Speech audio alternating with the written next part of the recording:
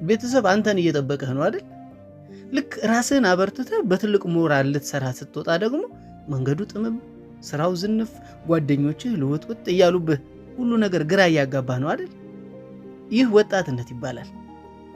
ትከሻ በደንብ ሳይጠነክር ቤተሰብን፣ ስራን፣ ፍቅርን መሸከም፣ አእምሮ በብዙ ነገር መወጠርና ትዕግስትን የሚፈታተኑ ነገሮች እየበዙ መምጣት፣ ይህ ወጣትነት ነው።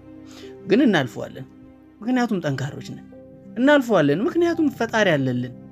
እናልፈዋለን ምክንያቱም ወድቆ መቅረት የሰነፍ ስለሆነ።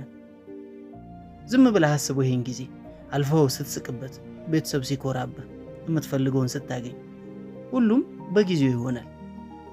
ወንድነት በዛ ላይ ወጣትነት ማንም የማይረዳው ህመም አለው። ግን ጥርሳችንን ነክሰን እናልፈዋለን። ከዛ ምንስቃለን። ያልፋል የኔ ጎበዝ።